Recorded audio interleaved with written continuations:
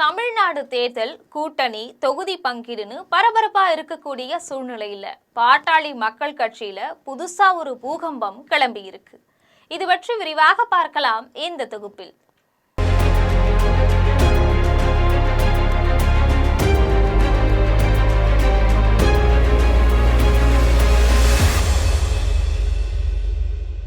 பாட்டாளி மக்கள் கட்சி முழுசா அன்புமணி ராமதாஸுடைய கட்டுப்பாட்டுக்குள்ள போயிருச்சு. தேர்தல் ஆணையம் நீதிமன்ற தீர்ப்பும் அன்புமணிக்கு சாதகமா இருக்கிறதால அடுத்த கட்ட நடவடிக்கைகளை துவக்கியிருக்கிறாரு பாமகவுடைய நிறுவனரான ராமதாஸ். இந்த நிலையில 2026 சட்டமன்ற தேர்தலில் எப்படியாச்சும் போட்டி போடணும் அப்படிங்கிறதுக்காக புதுசா கட்சியை தொடங்கும் முடிவுக்கும் வந்திருக்கிறாரு. ராமதாசுடைய வலதுகரமாக கருதப்படக்கூடிய அன்பழகனுடைய மகன் முகிலன் ஐயா பாட்டாளி மக்கள் கட்சி அப்படின்னு புதுசா ஒரு கட்சியை தொடங்கி இருக்கக்கூடிய நிலையில ராமதாஸ் அதுல இணையலாம்னு சொல்லப்படுது. பாட்டாளி மக்கள் கட்சியில தந்தை மகனுக்கு இடையில ஏற்பட்ட மோதல் இப்போ முழு அரசியல் பிளவா மாறி தமிழக அரசியல்ல புதுசா பரபரப்பை ஏற்படுத்தி இருக்குது. ரொம்ப காலமா கட்சியுடைய முகமாக இருந்த டாக்டர் ராமதாஸ் மற்றும் அவருடைய மகன் அன்புமணி ராமதாஸ்க்கு இடையில அதிகார மோதல் இருந்துட்டு வந்துச்சு.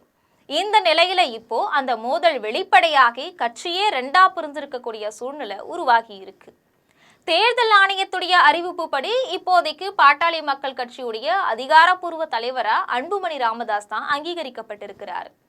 இதனால கட்சியோட பேரு, கொடி, சின்னம் இது எல்லாத்துலயுமே அவருக்கு தான் உரிமை இருக்கு அப்படின்னு அறிவிச்சிருக்கிறாங்க. நீதிமன்றமும் இதே நிலைப்பாட்டை உறுதி செஞ்சிருக்குது. ஆனா இதை டாக்டர் ராமதாஸ் ஏத்துக்கவே இல்லை. நான் தான் பாமகவுடைய நிறுவனர், கட்சியுடைய இறுதி முடிவுகளை எடுக்கும் அதிகாரம் எனக்கு தான் இருக்கு அப்படின்னு அவர் தொடர்ந்து சொல்லிட்டு இருக்கிறார். இதனால பாமகக்குள்ள குழப்பம் ரொம்ப அதிகரிச்சு போயிருக்கு. இந்த சூழ்நிலையில அன்புமணி ராமதாஸ் அதிமுகவுடன் அதிகாரப்பூர்வமா தன்னுடைய கூட்டணியோட சேர்ந்திருக்கிறார். வரக்கூடிய சட்டமன்ற தேர்தலை முன்னிட்டு அதிமுக தரப்புல அன்புமணிக்கு 15-20 தொகுதிகள் வரைக்கும் ஒதுக்கிறதா முன் வந்திருக்கிறாங்க. கூடுதலா ஒரு மாநிலங்களவை உறுப்பினர் பதவியும் வழங்க தயாரா இருக்கிறதாகவும் தகவல்கள் வெளியாகி இருக்கு.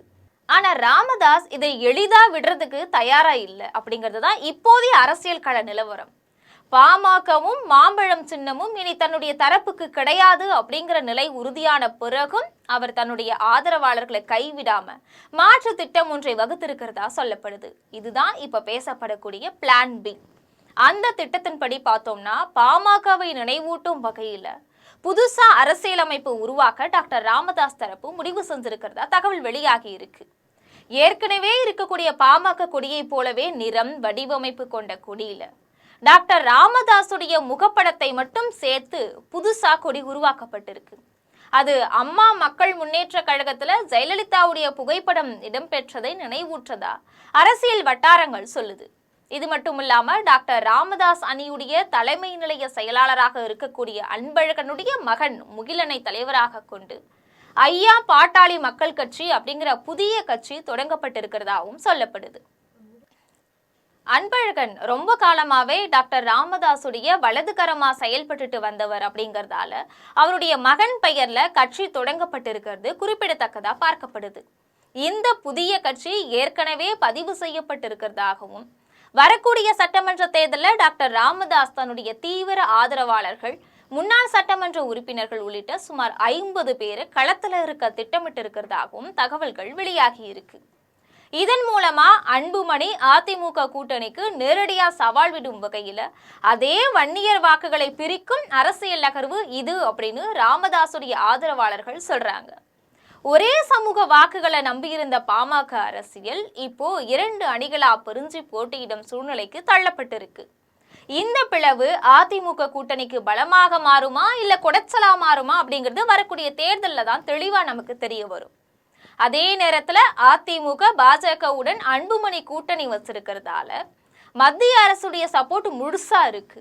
இதனால ஐயா பாமகவால எந்த பலனும் இல்லை அப்படின்னு சொல்றாங்க அன்புமணி தரப்பினர். இது போன்ற அரசியல் செய்திகளை தெரிந்து கொள்ள ஜெம் தொலைக்காட்சியுடன் எப்பொழுதும் தொடர்பில் இருங்கள். நன்றி, வணக்கம்.